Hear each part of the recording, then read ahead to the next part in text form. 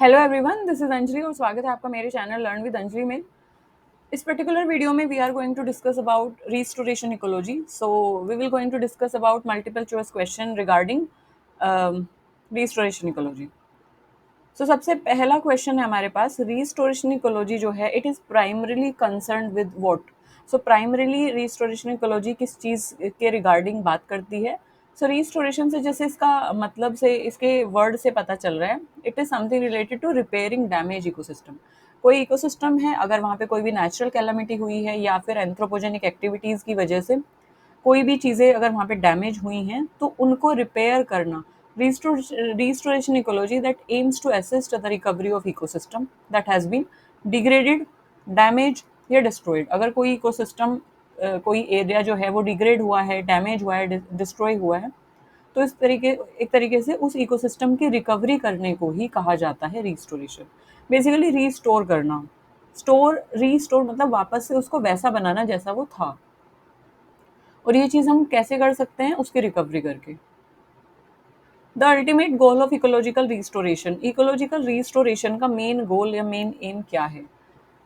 It focus on creating ecosystem that can maintain themselves without further human intervention. So restoring self sustaining and resilient ecosystem.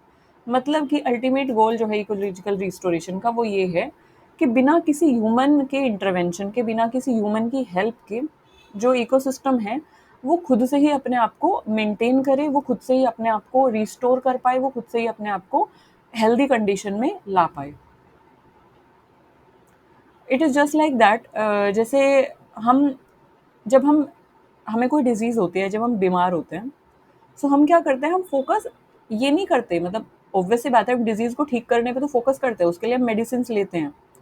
तो हम disease को ठीक करने के लिए मेडिसिन लेने से ज़्यादा हम फोकस करते हैं अपनी इम्यूनिटी को बूस्ट करने पे, है ना?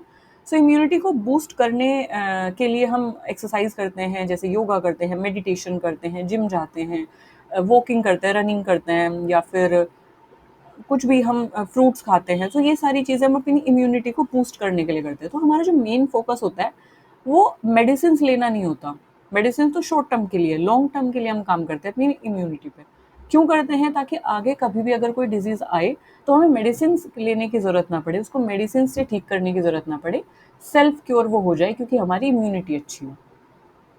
सो सेम वही कॉन्सेप्ट यहाँ पे लगा हुआ है कि हम इकोसिस्टम को ऐसा बना देना चाहते हैं कि वो सेल्फ सस्टेनिंग हो, रिजिलियंट हो। मतलब कि कोई अगर डिस्टर्बेंस होता है, कोई अगर डैमेज होता है, तो वो उसको विथस्टैंड कर पाए, सेल्फ सस्टेन हो पाए, और बिना किसी ह्यूमन हेल्प के वो अपने आप को रिस्टोर कर पाए।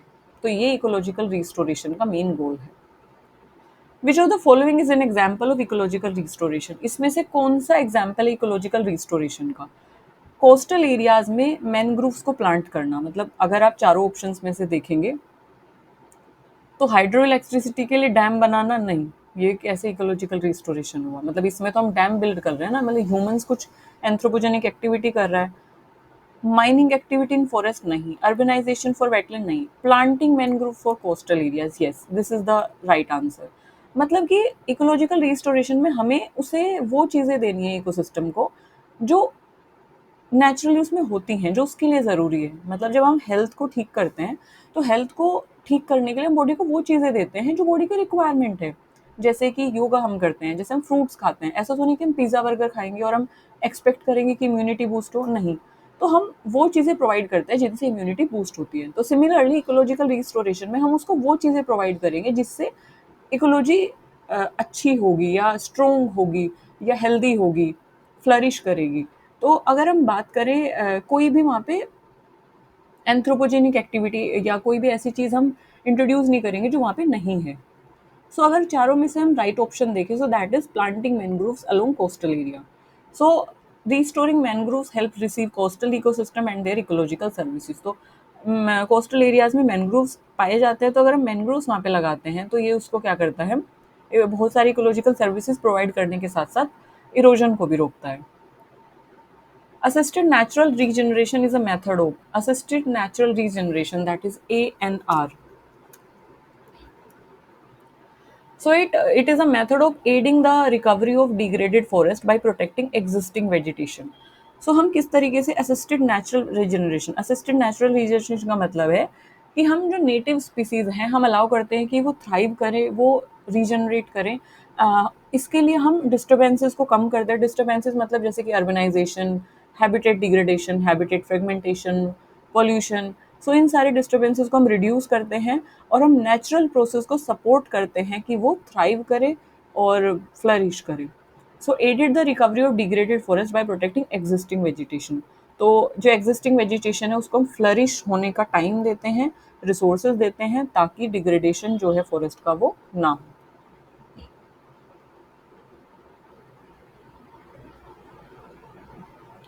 The concept of restoration ecology was formalised in.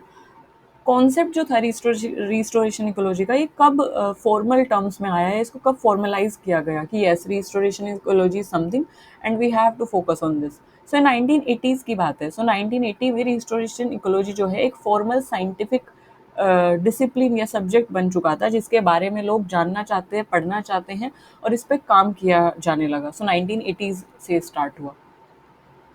Reintroduction of locally extinct species in is an example हो। मान लीजिए कि कोई एक एरिया है, वहां पे कोई पर्टिकुलर स्पीसीज पाई जाती थी और वहां से वो स्पीसीज जो है वो एक्सटिंक्ट हो गई, मतलब खत्म हो गई हैं अभी कम्प्लीटली, विलुप्त हो गई जिसे बोलते हैं।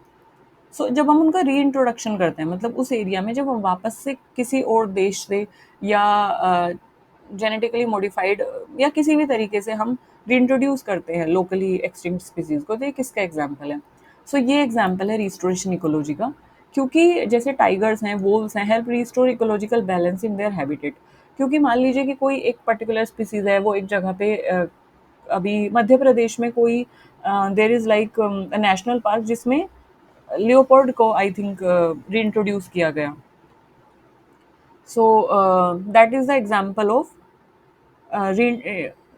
restore that is the example of restoration ecology. Production of species.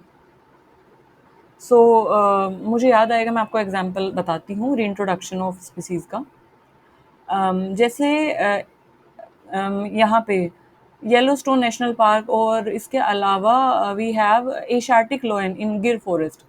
सो जो गिर फॉरेस्ट है that is the only natural home for Asiatic लोयन। तो एशियाटिक लोयन का जो एक तरीके से एशियाटिक लोयन गिर नेशनल पार्क या गिर नेशनल फॉरेस्ट में ही पाए जाते हैं। एंड कंजर्वेशन एफर्ट्स उनको किए गए, कंजर्वेशन एफर्ट्स पे फोकस किया गया ताकि उनको बचाया जा सके। इसी वजह से उनको रीइंट्रोड्यूस भी किया गया सेफ जोन में। सो बेसिकली जिस जगह से कोई स्पीसीज अगर एक्सटिंक्ट हो जाती है तो हम रीइंट्रोडक्शन भी करते हैं, यानी कि किसी और जगह से लेके आते हैं ताकि उनको सेव किया जा सके या उस जगह पे वो वापस से अपनी स्पीसीज को या पॉपुलेशन को सरवाइव कर सके। सो एमपी में मध्य प्रदेश में रीइंट्रोडक्शन हुआ था। चीता का हाँ मुझे अभी याद आया, चीता का रीइंट्रोडक्शन हुआ था कूनो नेशनल पार्क में। कूनो नेशनल पार्क जो है वो मध्य प्रदेश में है। सो वहाँ पे 2022 में, 2022 की ये बात है,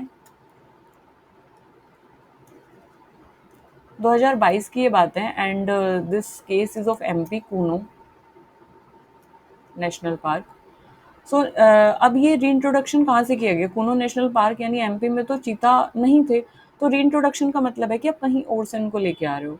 तो यहाँ पे नाम्बिया से, साउथ अफ्रीका से चीतास लेके आए गए और कूनो नेशनल पार्क में उनको एक तरीके से रीइंट्रोड्यूस कराया गया, वापस से उनको डाल दिया गया, वापस से उनको रहने दिया गया, क्योंकि वो वहाँ से एक्सटिंक्ट हो गए थे।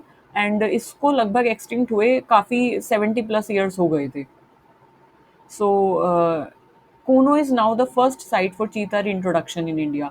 सो चीता रीइंट्रोडक्शन के लिए अगर हम देखें तो कूनो जो है, कूनो नेशनल पार्क यानी Madhya Pradesh, it is the first site for cheetah reintroduction. So this is the example of reintroduction of locally extinct species. Apart from that, next question is process of converting agricultural land back to natural habitat. Natural habitat में convert करना agricultural land को, ये example है rewilding का। मान लीजिए कोई एक एरिया है, आपने वहाँ से सारे फॉरेस्ट को कट किया, आपने वहाँ पे एग्रीकल्चर फील्ड को बना दिया। सो एग्रीकल्चरल फील्ड को वापस से जब आप नेचुरल हैबिटेट में बदल रहे हैं, उसको रिक्रिएट कर रहे हैं, सो that is an example of rewilding. So rewilding is basically focusing on restoring natural processes and wilderness areas to promote biodiversity. Biodiversity को promote करने के लिए natural processes को restore करना. Natural processes restore कब होंगी? जब natural species वहाँ पे present होंगी. जब कोई anthropogenic मतलब हम कहीं ना कहीं उस ecosystem को आर्टिफिशियल इकोसिस्टम में कन्वर्ट ना करेंगे, जब हम उसे नेचुरल रहने देंगे तो वहाँ पे नेचुरल प्रोसेस रिस्टोर हो जाएंगी.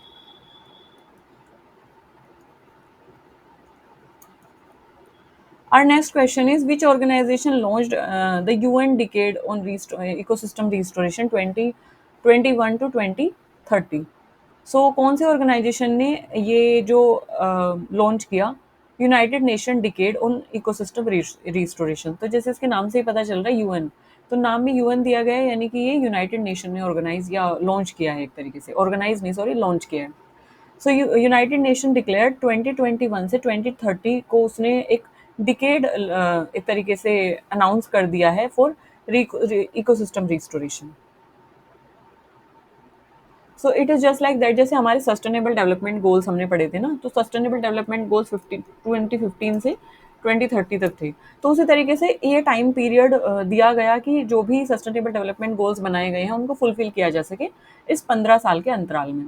सो उसी तरीके से यूनाइटेड नेशन में इकोसिस्टम रिस्टोरेशन के लिए भी एक डेकेड बनाया गया जिसमें 2021 से 2030 का जो टाइम है, लगभग 9-10 साल का जो टाइम है, वो एक टाइम रखा गया ताकि इकोसिस्टम को रिस्टोर किया जा सके और ग्लोबल लेवल पे इकोसिस्टम को रिस्टोर करने का काम किया जा सके.